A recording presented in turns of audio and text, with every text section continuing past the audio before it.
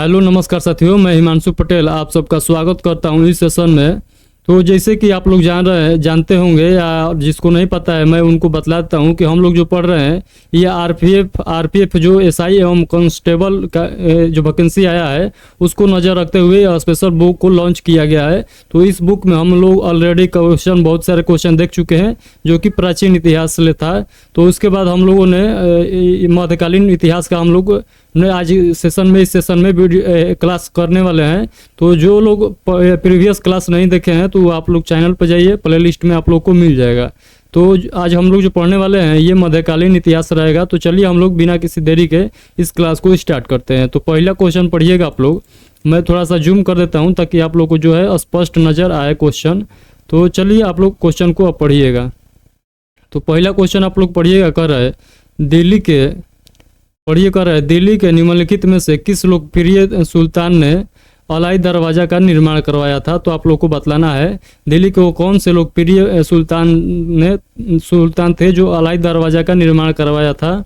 तो इस क्वेश्चन का राइट आंसर आप लोग सभी लोग बतलाइएगा, क्या हो जाएगा। तो अलाउद्दीन खिलजी इस क्वेश्चन का राइट आंसर हो जाएगा।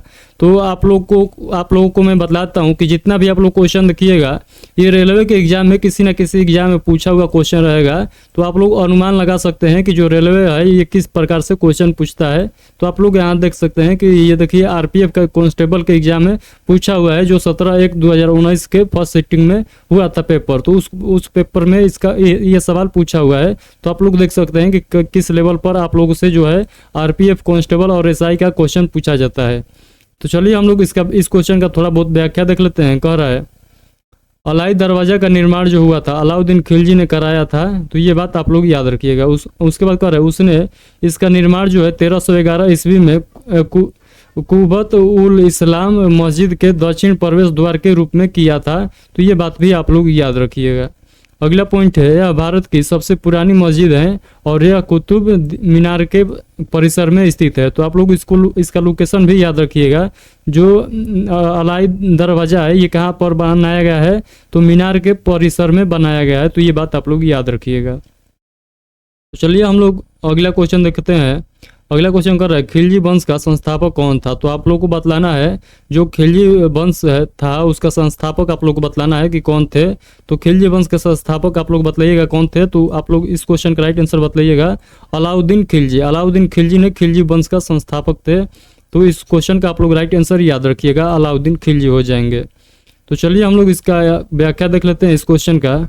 तो देखिए ये क्वेश्चन भी एसआई के एग्जाम में पूछा हुआ है, आरपीएफ एसआई के। तो आप लोग देख सकते हैं कि आप लोग का जो क्वेश्चन पूछा जाता है यानी मध्यकालीन भारत से मध्यकालीन इतिहास से कैसा कैसा क्वेश्चन पूछा जाता है। तो आप लोग इससे अंदाजा लगा सकते हैं। इसीलिए मैं जितना क्वेश्चन इसमें आप लोग देखिएगा सब क्वेश्चन जो है प्रीवियस ईयर क्वेश्चन है, कोई क्वेश्चन जो है अपना से नहीं जोड़ा गया है। तो ये आप लोग को एक अंदाजा लगाने के लिए काफ़ी ज़्यादा हेल्पफुल रहता है कि आप लोग को एग्जाम का पता चल जाता है कि कैसे एग्जाम रहने वाला है, आप लोग का कैसे क्वेश्चन पूछता है। तो चलिए हम लोग व्याख्या देख लेते हैं। कर है जलालुद्दीन खिलजी जो इनका कार्यकाल जो था 1290 से 1296 खिलजी वंश का संस्थापक थे। तो ये बात भी आप लोग याद रखिएगा। इनका पूरा नाम जलालुद्दीन खिलजी था। तो आप लोग याद रखिएगा खिलजी वंश के संस्थापक जलालुद्दीन खिलजी।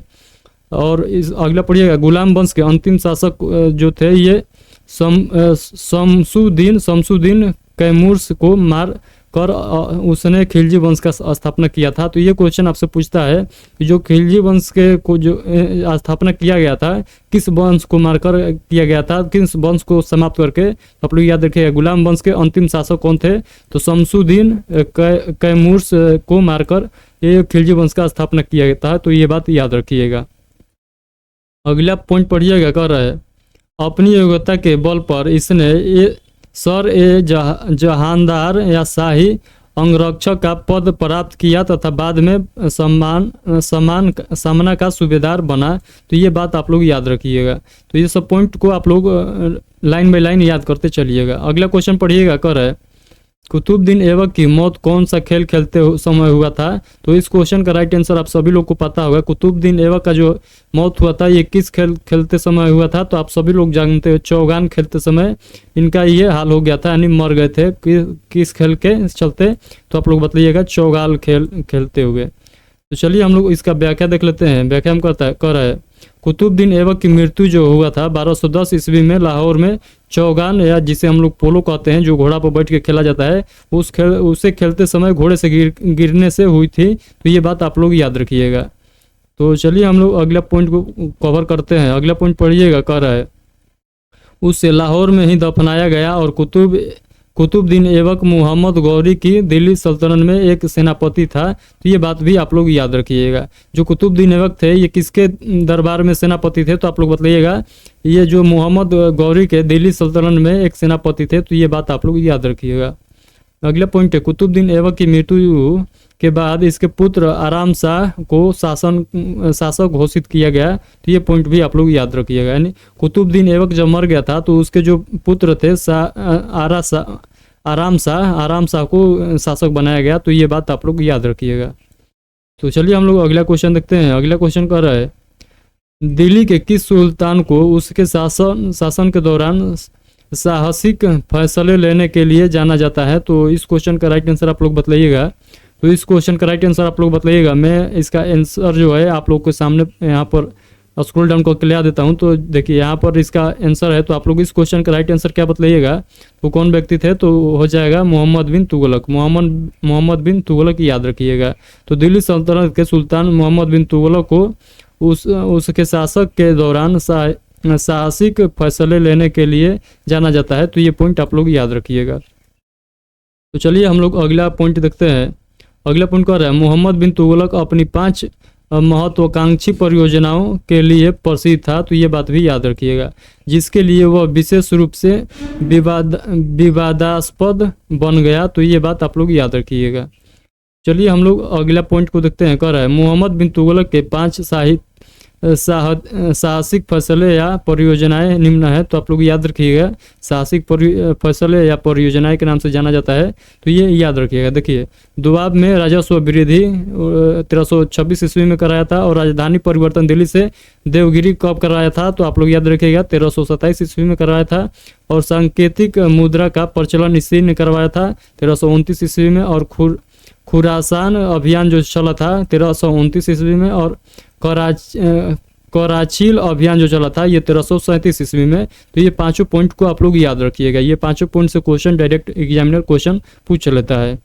तो देखिए उसके बाद हम लोग पॉइंट देख लेते हैं। कर है उसके ये सभी फैसलों असफल रहे, और जब 1351 ईस्वी में उसकी मृत्यु हुई तो इस पर बदायूनी ने लिखा है कि सुल्तान को उसकी प्रजा से और प्रजा को सुल्तान से मुक्ति मिल गई।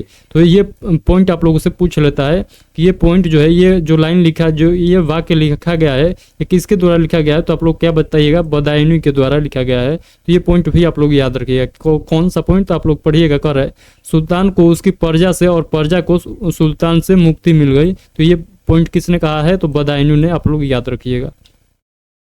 तो चलिए हम लोग अगला क्वेश्चन पढ़ते हैं।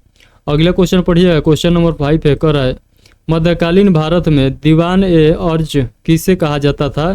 तो आप लोग को बतलाना है मध्यकालीन भारत में दीवान ए अर्ज किसे कहा जाता था। तो इस क्वेश्चन का राइट आंसर आप लोग बताइएगा। सैन्य विभाग को किस नाम से जाना जाता था? तो दीवान ए अर्ज के नाम से जाना जाता था। तो चलिए हम लोग इस क्वेश्चन का व्याख्या देख लेते हैं। तो व्याख्या में देखिए, कर रहा है मध्यकालीन भारत में दीवान ए अर्ज सैन्य विभाग को कहा गया है। तो ये बात आप लोग याद रखिएगा। अगला पॉइंट है, इस विभाग को आरिज ए मुमालिक भी कहा जाता है। तो ये बात भी आप लोग याद रखिएगा। अगला पॉइंट पढ़िएगा, इस विभाग की स्थापना जो हुआ था गयासुद्दीन बलबन ने की थी, और अलाउद्दीन खिलजी के समय इसका महत्व बढ़ गया था। तो ये बात भी याद रखिएगा। अगला पॉइंट है, इस विभाग द्वारा शाही पत्राचार का कार्य किया जाता था और इसका उपयोग जो है सुल्तान की घोषणाओं और पत्रों के अनुबंध तैयार करने के लिए किया जाता था। तो ये सब पॉइंट को आप लोग को याद करके चलना है। तो चलिए और पॉइंट है, 1-2 पॉइंट है, तो हम लोग उसे भी कवर कर लेते हैं, क्योंकि हम लोग जो क्वेश्चन देख रहे हैं वो व्याख्या के साथ देख रहे हैं। तो व्याख्या टोटल हम लोग को देखना है, क्योंकि सभी व्याख्या जो है अपने आप में महत्वपूर्ण है। चलिए अगला पढ़िएगा। व्याख्या में कर इस विभाग का प्रमुख जो है, ये प्रमुख कार्य जो है सैनिकों की भर्ती करना, और सैनिकों और घोड़ों को रखना, और रसद की व्यवस्था करना, और सेना का निरीक्षण करना, और की सजावट की व्यवस्था करना। तो आप लोग ये इतना पॉइंट को याद रखिएगा, इस विभाग का क्या कार्य था, तो ये 4-5 पॉइंट को आप लोग याद रखना है। तो चलिए हम लोग अगला क्वेश्चन पढ़ते हैं। क्वेश्चन नंबर 6 है, आप लोग पढ़िएगा। कर है, अमृतसर में प्रसिद्ध स्वर्ण मंदिर निम्नलिखित में से किस सिख गुरु द्वारा पूर्ण किया गया था। तो आप सभी लोग को पता होगा, तो इस क्वेश्चन का राइट आंसर आप लोग बताइएगा। तो इस क्वेश्चन का राइट आंसर बताइएगा। मैं इसका थोड़ा सा और 2 ऑप्शन दिखाता हूं ताकि आप लोग को और क्लियर हो जाएगा, जिसके मन में डाउट चल रहा था। तो आप लोग बताइएगा क्या हो जाएगा इस क्वेश्चन का राइट आंसर। तो ये हो जाएगा गुरु अर्जुन देव। गुरु अर्जुन देव ने इसका निर्माण करवाया था, जो अमृतसर में स्वर्ण मंदिर है उसका निर्माण करवाया था। तो आप लोग याद रखिएगा। तो चलिए हम लोग इस क्वेश्चन का व्याख्या देख लेते हैं। कर अमृतसर में प्रसिद्ध स्वर्ण मंदिर की नींव सिखों के चौथे गुरु रामदास जी ने वर्ष 1577 ईस्वी में रखी थी, और सिखों को 5वें गुरु जो गुरु अर्जुन देव थे वो 15 दिसंबर 1588 ईस्वी को स्वर्ण मंदिर का निर्माण पूरा किया। तो ये बात भी आप लोग याद रखिएगा। और अगला पॉइंट है, यह स्वर्ण मंदिर अमृतसर के सबसे बड़े आकर्षणों में से एक है। तो ये बात आप लोग याद रखिएगा। इसे श्री हरमंदिर साहिबा के नाम से भी जाना जाता है। तो ये बात भी आप लोग याद रखिएगा। किस मंदिर को श्री हरमंदिर साहिबा के नाम से जाना जाता है, तो आप लोग बताइएगा। स्वर्ण मंदिर को जाना जाता है जो अमृतसर में स्थित है। अगला पॉइंट पढ़िएगा। अगला पॉइंट कर रहा है, महाराजा रणजीत सिंह ने सिख साम्राज्य की स्थापना के बाद वर्ष 1809 ईस्वी में इसे संगमरमर और तांबे से बनवाया, और वर्ष 1830 ईस्वी में इसके गर्भगृह को सोने की पत्ती से मढ़वाया, जिसके कारण इसका नाम जो पड़ गया स्वर्ण मंदिर पड़ गया। तो ये बात आप लोग याद रखिएगा। तो चलिए हम लोग अगला क्वेश्चन देख लेते हैं। क्वेश्चन नंबर 7 पढ़िएगा। 7 नंबर क्वेश्चन पढ़िए। कर रहा है, निम्नलिखित में से किस लिपि में पंजाबी भाषा लिखी जाती है। तो ये तो सभी लोग को पता होगा, गुरुमुखी लिपि में पंजाबी भाषा को लिखा जाता है। तो ये बात आप लोग याद रखिएगा। तो चलिए हम लोग अगला क्वेश्चन देख लेते हैं। अगला पॉइंट इसमें देखिएगा व्याख्या में। कह रहा है, पंजाबी भाषा जो है गुरुमुखी लिपि में लिखी जाती है, और गुरुमुखी का अर्थ है गुरुओं के मुख से निकली हुई, अर्थात गुरुओं के मुख से निकली वाणी को हम लोग क्या कहते हैं, गुरुमुखी कहते हैं। तो ये बात याद रखिएगा। अगला है, इस लिपि में 3 स्वर और 32 व्यंजन है। तो ये बात आप लोग याद रखिएगा। गुरुमुखी लिपि में जो है 3 स्वर और 32 जो है व्यंजन है। तो ये बात आप लोग नोट डाउन कर लीजिएगा। अगला है, इसकी शुरुआत जो हुआ था, यानी इस लिपि की शुरुआत जो हुआ था गुरु अंगद देव द्वारा की गई थी। तो ये पॉइंट भी आप लोग याद रखिएगा। और गुरुमुखी लिपि के वर्णमाला में प्रायः संयुक्त अक्षर नहीं होते हैं। तो ये बात भी याद रखिएगा, लेकिन इसमें अनेक संयुक्त ध्वनियाँ होती है। तो ये पॉइंट भी आप लोग याद रखिएगा। अगला है, पंजाबी भाषा को मुख्य रूप से 4 भाषाओं में बांटा गया है। तो आप लोग यहाँ पर देख सकते हैं, नीचे लिखा गया है कौन कौन से भाषा में बांटा गया है पंजाबी भाषा को। तो माझी, मलवई और दुआबे और पुआधी, ये 4 भाषा है जो पंजाबी भाषा को बांटा गया है। तो चलिए हम लोग नेक्स्ट क्वेश्चन देखते हैं। क्वेश्चन नंबर 8 आप लोग पढ़िएगा। कह रहा है, निम्नलिखित मुगल शासकों में से किसने दिनपनाह नामक शहर की नींव रखी, लेकिन वह इसे पूरा नहीं कर सका। तो वो कौन से व्यक्ति थे। तो आप लोग सभी लोग को पता होगा, हुमायूं ने इसका जो नींव रखा था लेकिन पूरा नहीं कर पाया था। तो इस क्वेश्चन का राइट आंसर जो हो जाएगा हुमायूं हो जाएगा। तो चलिए हम लोग इस क्वेश्चन का व्याख्या देख लेते हैं। व्याख्या में देखिए, कर रहे हैं, मुगल बादशाह हुमायूं ने दिनपनाह नगर की नींव रखी थी, लेकिन वह इसे पूरा नहीं कर सका, क्योंकि शेरशाह सूरी ने वर्ष 1540 ईस्वी में हुमायूं को पराजित किया, और दिनपनाह नगर के स्थान पर ही शेरशाही या शेरगढ़ के नाम से अपनी नई राजधानी का निर्माण कराया, जिसे पुराना किला कहा जाता है, जो अब दक्षिण पूर्वी दिल्ली में स्थित है। तो इसका लोकेशन भी आप लोग याद रखिएगा। तो आप लोग जान सकते हैं यहाँ पर वजह क्या था। ये न्यू तो पढ़ा लेकिन निर्माण नहीं कराया, किसके वजह से, तो शेरशाह सूरी के वजह से। तो आप लोग याद रखिएगा। तो आप लोग एक कमेंट बॉक्स में बताइएगा शेरशाह सूरी का जो मकबरा है ये कहाँ पर स्थित है। आप लोग इस क्वेश्चन का जो मैं क्वेश्चन पूछा हूँ, शेरशाह सूरी का मकबरा जो है ये आप लोग को बतलाना है कि बिहार में है कि उत्तर प्रदेश में है कि पंजाब में है। तो आप लोग को बतलाना है इस क्वेश्चन का राइट आंसर क्या हो जाएगा। चलिए अगला क्वेश्चन पढ़िएगा। कह रहा है, किस मुगल शासक ने मनसबदारी व्यवस्था लागू की थी। तो ये इस क्वेश्चन का राइट आंसर आप लोग बताइएगा। तो कौन से शासक हो जाएंगे मुगल शासक। तो इस क्वेश्चन का राइट आंसर बताइएगा। मैं इसका ऑप्शन ला देता हूँ आप लोग को सामने, तो आप लोग बताइएगा। तो बताइए इस क्वेश्चन का राइट आंसर क्या हो जाएगा? तो हो जाएगा अकबर। अकबर ने क्या किया था? तो मनसबदारी व्यवस्था का स्टार्ट किया था। तो यहाँ पर पढ़िएगा, व्याख्या में कर रहा है, मनसबदारी व्यवस्था मुगल काल की प्रचलित एक प्रशासनिक प्रणाली थी जिसे अकबर ने शुरू किया था। तो ये पॉइंट आप लोग को याद करके चलना है। चलिए हम लोग अगला पॉइंट देख रहे हैं। अगला पॉइंट कर रहा है, मनसब का अर्थ है सेना में पद या रैंक। तो आप लोग इसका अर्थ भी याद रखिएगा, यानी मनसब का जो अर्थ है सेना में पद या रैंक, आप लोग याद रखिएगा। अगला पॉइंट है, मनसब के आधार पर अधिकारियों के वेतन व भत्ते निर्धारित होते हैं। तो ये पॉइंट भी आप लोग याद रखिएगा। मनसब के आधार पर अधिकारियों के वेतन व भत्ते निर्धारित होते थे। तो ये पॉइंट भी आप लोग को याद करके चलना है।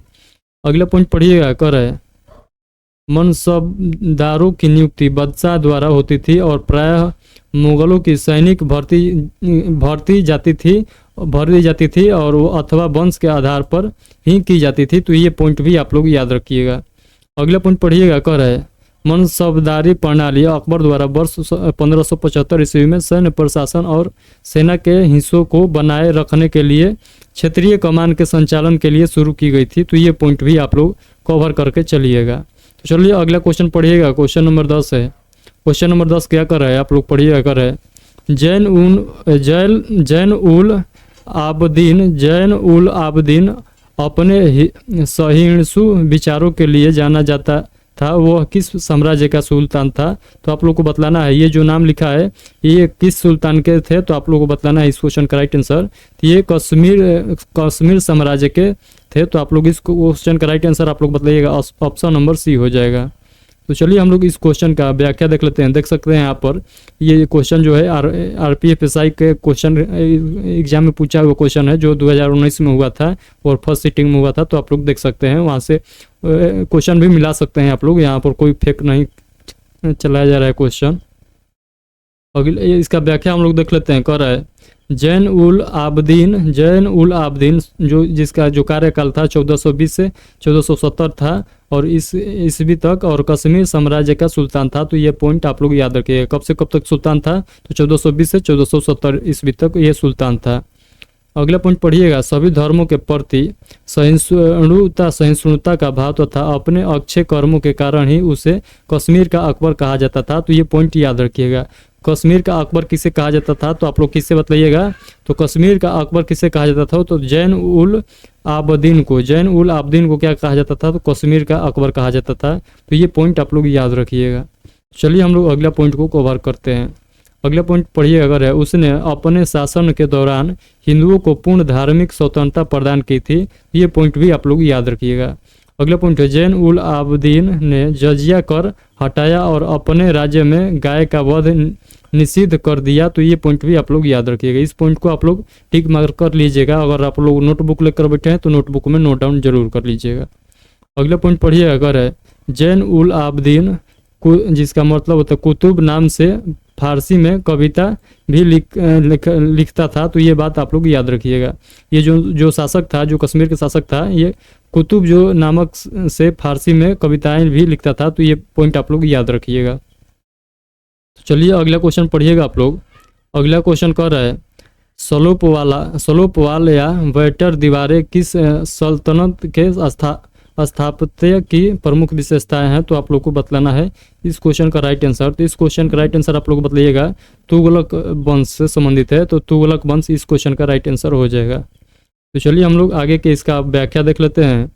व्याख्या में देखिए, कर है, सलोपवाल या बैटर दीवारों जो है तुगलक वंश के शासन की प्रमुख विशेषता थी। तो आप लोग इसे याद रखिएगा। अगला पॉइंट है तुगलक कालीन जो है स्थापत्य की दूसरी जो विशेषता है मेहराब सरदल एवं धरण के सिद्धांतों का समन्वय था। तो ये पॉइंट भी आप लोग याद रखिएगा। अगला पॉइंट है तुगलक काल की प्रमुख इमारतें हैं। तो आप लोग याद रखिएगा, तुगलक काल की प्रमुख इमारतें आप लोग यहाँ पर नोट डाउन कर सकते हैं। बेगमपुरी मस्जिद और आप लोग को बताता हूँ बेगमपुरी मस्जिद, और यहाँ पर देखिएगा कौन कौन से हैं। तो देखिए बेगमपुरी मस्जिद हो गया। उसके बाद देखिएगा आदिलाबाद का किला और 12 खंभा काली मस्जिद, कोटला फिरोज शाह और कुशक ए शिकार और खिड़की मस्जिद और पुतला, ये सब आप लोग याद रखिएगा। और तुगलकाबाद का किला, तुगलकाबाद का किला और गयासुद्दीन तुगलक का मकबरा, तो ये सब आप लोग याद रखिएगा। तो चलिए अगला क्वेश्चन आप लोग पढ़िएगा। अगला क्वेश्चन पढ़िएगा, कर रहे हैं पदशाहनामा पुस्तक किसके बारे में लिखी गई है, तो आप लोग को बतलाना है। जो पदशाहनामा पुस्तक है इसमें किसका वर्णन किया गया है, तो आप लोग बताइएगा शाहजहां के बारे में लिखा गया है। तो शाहजहां इसका क्वेश्चन का राइट आंसर हो जाएगा। तो चलिए हम लोग इस क्वेश्चन का व्याख्या देख लेते हैं। तो व्याख्या में आप लोग देखिएगा, कर रहा है पद्मनाभ शाह जो पुस्तक लिखा गया है ये शाहजहां के बारे में लिखा गया है, तो ये पॉइंट आप लोग याद रखिएगा। अगला पॉइंट है, यह पुस्तक जो है अब्दुल हमीद लाहौरी द्वारा लिखी गई है, तो ये पॉइंट भी आप लोग याद रखिएगा। जो पदशाहनामा जो पुस्तक है ये किसके द्वारा लिखा गया है, तो अब्दुल हमीद लाहौरी द्वारा लिखा गया है। तो इसमें इस बुक में किसका उल्लेख किया गया है, तो शाहजहां के बारे में लिखा गया है, तो ये बात भी आप लोग याद रखिएगा। और ये कौन थे, तो आप लोग बताइएगा। जो मुगल साम्राज्य शाहजहां के शासन के दौरान एक यात्री और इतिहासकार था, तो कौन था, तो अब्दुल हमीद लाहौरी, तो ये आप लोग पॉइंट याद रखिएगा। अगला पॉइंट है, अब्दुल हमीद लाहौरी अबुल फजल के एक शिष्य थे, जो अकबरनामा और पदनाम शाह नामक के संपादित संस्करण पहली बार एशियाटिक सोसाइटी द्वारा दिसंबर में प्रकाशित किया गया था, तो ये बात भी याद रखिएगा। अगला पॉइंट पढ़िएगा इस क्वेश्चन का। अगला पॉइंट कह रहा है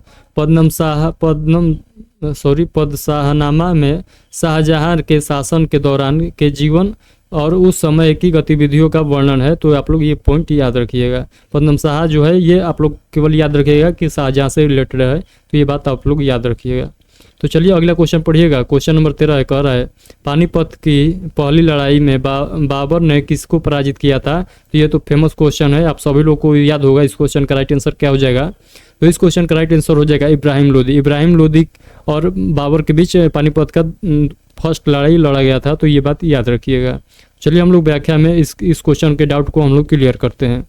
कह रहा है, अगले पॉइंट पढ़िएगा, कह रहा है पानीपत की पहली लड़ाई में बाबर ने इब्राहिम लोदी को पराजित किया। और अगले पॉइंट पढ़िएगा, यह उन पहली लड़ाइयों में से एक थी जिसमें बारूद, आग्नेयास्त्रों और मैदानी तोपखानों का लड़ाई में शामिल किया गया था, तो आप लोग इसे याद कर सकते हैं कि देखिए जो पहली बार ये ऐसा लड़ाई था कि जहाँ पर ये तोप का प्रयोग किया गया था, तो आप लोग इसे जरूर याद रखिएगा। इससे पहले कभी भी बारूद वाले सब मिसाइल का उपयोग नहीं किया गया था, तो ये बात भी आप लोग को याद रखना है।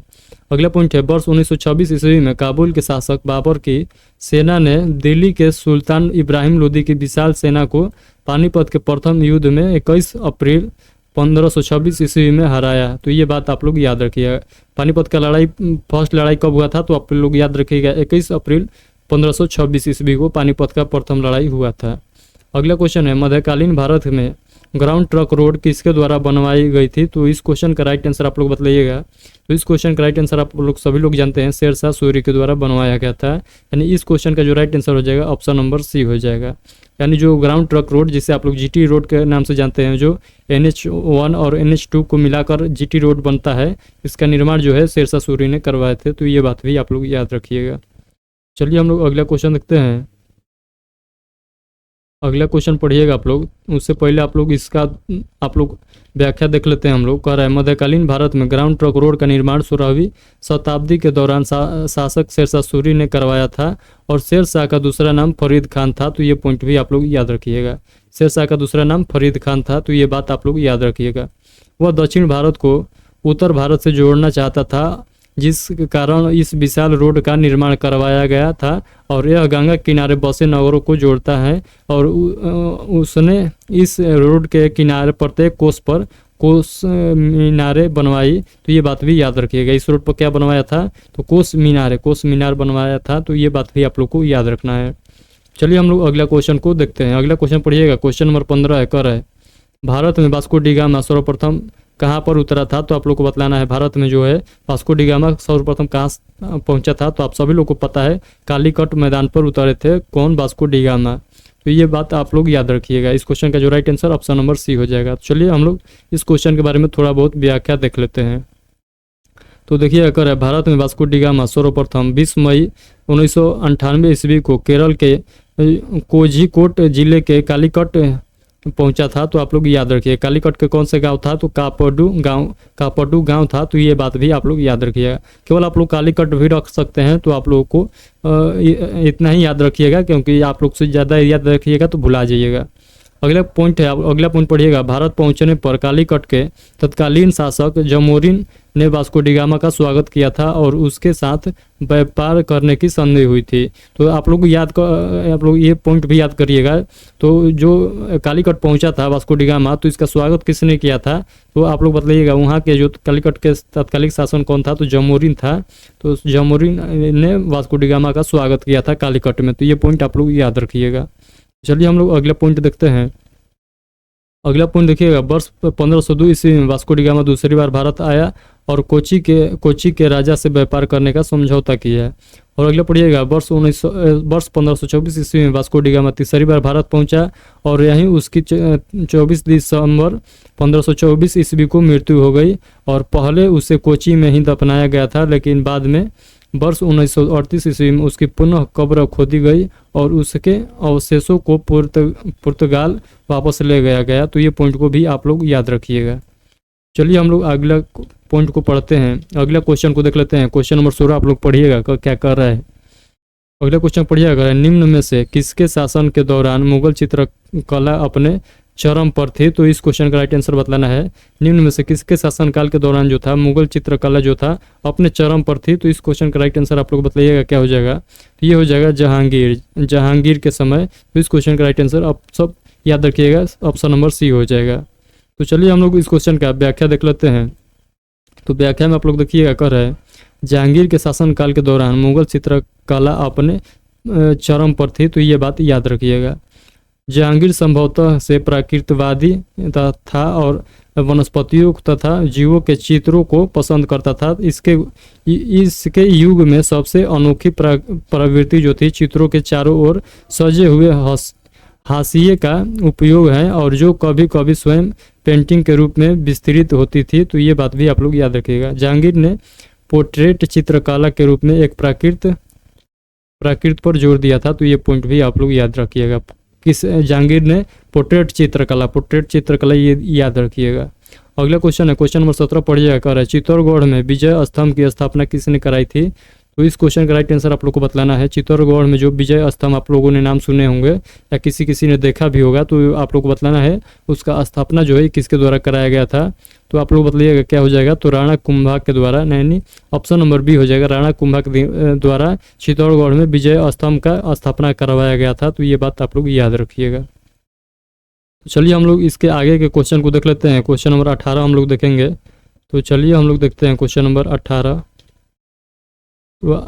उससे पहले यहाँ पर 2-4 पॉइंट है, तो आप लोग याद रखिएगा पिछला क्वेश्चन का। तो चित्तौड़गढ़ में विजय स्तंभ की स्थापना मेवाड़ नरेश राणा कुंभा ने कराया था, और इसकी स्थापना जो है राणा कुंभा ने महमूद खिलजी के नेतृत्व वाली मालवा की सेना पर सारंगपुर की लड़ाई में विजय के उपरांत कराई थी। तो आप लोग को याद रखना है किस विजय के बाद कराया था, तो आप लोग याद रखिएगा। इसे स्मारक के रूप में वर्ष 1440 से 1448 ईस्वी के मध्य में बनवाया गया था। तो ये बात भी आप लोग याद रखिएगा। तो चलिए अगला क्वेश्चन पढ़िएगा। अगला क्वेश्चन है, क्वेश्चन नंबर 18 पढ़िएगा कर है। हुमायूं नामा किसके द्वारा रचित है, तो हुमायूं द्वारा कौन से व्यक्ति ने लिखा है, तो आप लोग को बतलाना है। हुमायूं नामा किसके द्वारा लिखा गया है, तो आप सभी को पता होगा गुलबदन बेगम के द्वारा लिखा गया है। तो गुलबदन बेगम के द्वारा हुमायूं नामा लिखा गया है। तो ये बात आप लोग याद रखिएगा। तो चलिए हम लोग इसके पॉइंट को देख लेते हैं। तो व्याख्या में देखिए कह रहा है, हुमायूं नामा पुस्तक गुलबदन बेगम द्वारा रचित है, जो हुमायूं की सौतेली बहन थी। तो ये बात भी याद रखिएगा। हुमायूं नामा जो पुस्तक है किसके द्वारा लिखा गया है, गुलबदन बेगम कौन है, तो हुमायूं की सौतेली बहन थी। तो ये बात भी याद रखिएगा। यह पुस्तक जो है हुमायूं के जीवन काल का वर्णन करती है और यह तुर्की भाषा में लिखा गई थी। तो ये बात भी आप लोग याद रखिएगा। हुमायूं नामा जो है तुर्की भाषा में लिखा गया था। तो ये बात आप लोग याद रखिएगा। अगला क्वेश्चन है, क्वेश्चन नंबर 19 पढ़िएगा कर है।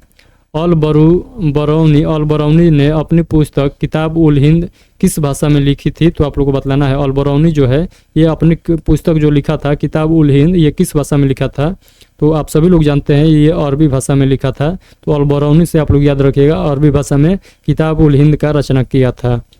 तो चलिए हम लोग इस क्वेश्चन का व्याख्या देख लेते हैं। देखिए ये क्वेश्चन जो है आप लोग देख सकते हैं आरआरबी एनटीपीसी 15/2/2021 के शिफ्ट नंबर 2 में पूछा गया क्वेश्चन है। तो आप लोग देख सकते हैं जितना भी क्वेश्चन आप लोग देखिएगा सब में आप लोग को मेंशन किया रहेगा किस एग्जाम में पूछा है, कौन सा शिफ्ट में पूछा है। तो आप लोग मिलाना चाहेंगे तो मिला भी सकते हैं। ऐसे हम लोग जो है धोखाधड़ी वाला हम लोग यहाँ पर काम नहीं करते हैं। हम जो पढ़ाता हूँ वो क्लियर पढ़ाता हूँ, इसीलिए हमको लगता है कि जो छात्र है हमसे भरपूर सपोर्ट रखते हैं, तो हमसे बहुत सपोर्ट करते हैं। इसी की वजह से हम जो है इतना हम लोग क्लास कराते हैं, प्रैक्टिस सेट हर एग्जाम के कराते हैं इस पर। तो छात्रों का स्नेह की वजह से ही ये हो पाता है। तो चलिए अगला व्याख्या हम देखिएगा कर रहा है। अल बरौनी ने अपनी पुस्तक जो है किताब उल हिंद अरबी भाषा में लिखी थी। तो ये पॉइंट आप लोग जान चुके हैं अगले क्वेश्चन में।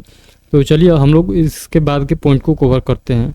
कह रहा है यह किताब जो है धर्म और दर्शन, उत्सव, खगोल विज्ञान व रीति रिवाजों और प्रथाओं तथा माप विधियों, मूर्तिकला व विज्ञान के नियमों आदि जैसे विषयों के आधार पर 80 अध्यायों में विभाजित एक व्यापक ग्रंथ है। तो ये बात भी आप लोग याद रखिएगा। अल बरौनी इस्लामी स्वर्ण युग के दौरान एक ईरानी विद्वान था और उसे विभिन्न नामों से जाना जाता था। तो ये पॉइंट भी याद रखिएगा। तो यहाँ पर देख सकते हैं भारतीय विधा का संस्थापक, तुलनात्मक धर्म का जनक और आधुनिक भूगणित का जनक और पहला मानव विज्ञानी। तो इस नाम से ये जाना जाता था अल बरौनी। तो ये पॉइंट आप लोग को याद रखना है। अगला क्वेश्चन पढ़िएगा जो कि आज का प्रैक्टिस सेट का, आज का जो ये बुक का प्रैक्टिस सेट का जो है लास्ट क्वेश्चन है। तो पढ़िए कर है मोहम्मद गौरी की सेना और पृथ्वीराज चौहान के बीच 2 बराबर युद्ध हुआ, जिसमें किस युद्ध की दूसरी लड़ाई जो 1192 ईस्वी पृथ्वीराज चौहान हार गया और उसके राज्य पर कब्जा कर लिया गया। तो इस क्वेश्चन का राइट आंसर बताना है कौन सा युद्ध था। तो ये था तराइन का युद्ध। तो तराइन का युद्ध आप लोग याद रखिएगा। तो इस क्वेश्चन का right answer option number D याद रखिएगा। तो देखिए ये ग्रुप डी में पूछा हुआ क्वेश्चन है। तो इसका व्याख्या हम लोग देख लेते हैं। कर है मोहम्मद गौरी की सेना और पृथ्वी चौहान के बीच जो 2 बार युद्ध हुआ था, वो जिसमें तराइन की दूसरी लड़ाई हुई और पृथ्वीराज चौहान हार गया और मोहम्मद गौरी ने उसके राज्य पर कब्जा कर लिया। तो ये बात आप लोग याद रखिएगा। और तराइन का प्रथम युद्ध भी पृथ्वीराज चौहान और मोहम्मद गौरी के बीच हुआ था। तो ये बात भी आप लोग याद रखिएगा। तो चलिए देख लेते हैं और ये 2 पॉइंट होगा तो पढ़ लेंगे, नहीं तो उसके बाद हम लोग इस क्लास को एंड करेंगे। तो देखिए यहाँ पर पॉइंट है कर है गौरी के मध्य वर्ष 1191 ईस्वी में लड़ा गया था और जिसमें पृथ्वीराज चौहान ने मोहम्मद गौरी को बुरी तरह से पराजित किया था। तो ये पॉइंट आप लोग याद रखिएगा। तो मैं जितना क्वेश्चन कराया हूँ आप लोग को आई होप कि समझ में पूरा क्वेश्चन आ गया होगा। अगर कोई डाउट रह जाता है तो आप हमसे टेलीग्राम पर या इस वीडियो के कमेंट बॉक्स के माध्यम से हमसे पूछ सकते हैं। तो जो नया स्टूडेंट है मैं उनको फिर एक बार जाते जाते बतलाता हूँ कि हम लोग जो पढ़ने वाले हैं ये आरपीएफ का संपूर्ण बुक का रिवीजन है। तो हम लोग रिवीजन कर रहे हैं इस वीडियो के माध्यम से। तो अगर आप लोग चाहते हैं कि पूरा कंप्लीट बुक का हम लोग रिवीजन करें, जो जीएस वाले पोर्शन है, यानी 50 नंबर का आप लोग जीएस पूछा जाता है, आप सभी को पता होगा। तो 50 नंबर का हम लोग तैयारी के लिए हम लोग बहुत सारे प्रैक्टिस सेट करेंगे और बहुत सारे बुक को पढ़ेंगे। तो अगर चाहते हैं तो हमारे चैनल को सब्सक्राइब जरूर कर लीजिएगा। तो अगर पीछे के आप लोग प्रीवियस क्लास नहीं देखे हैं जो कि हम लोग ऑलरेडी पढ़ चुके हैं, प्राचीन इतिहास का क्वेश्चन हम लोग पढ़ चुके हैं, कितना रेलवे में पूछा गया था, तो सब प्रीवियस ईयर हम लोग क्वेश्चन देख चुके हैं। जो एसआई और कांस्टेबल में आया वो क्वेश्चन था। तो हम लोग प्राचीन इतिहास का क्वेश्चन को पूरा समाप्त कर चुके हैं 6 को सेशन में। और ये जो सेशन था ये शायद 7 नंबर का क्लास था। तो इस क्लास में हम लोगों ने मध्यकालीन भारत का इतिहास चालू किया है। तो चलिए हम लोग मिलते हैं नेक्स्ट सेशन में। तो आप लोग एक बात बतलाइएगा कि आप लोग अगर आप लोगों को वीडियो पसंद आ रहा है तो आप लोग हमारे मोटिवेशन के लिए, हमको मोटिवेशनल के लिए आप लोग क्या कीजिएगा, एक प्यारा सा कमेंट जरूर कीजिएगा, क्योंकि हम लोग को आपको कमेंट की वजह से हम लोग को मोटिवेशन मिलता है ताकि अगले वीडियो को ला सकते हैं। तो हम लोग को एक एनर्जी अलग से मिलता है कि चलिए हम लोग कराते हैं कि बच्चे जो है वो पढ़ रहे हैं। तो चलिए आई होप कि आप लोग को पूरा समझ में आ गया होगा। तो मिलेंगे नेक्स्ट सेशन में, तब तक के लिए इतना ही रखते हैं इस सेशन को। तब तक के लिए आप सभी को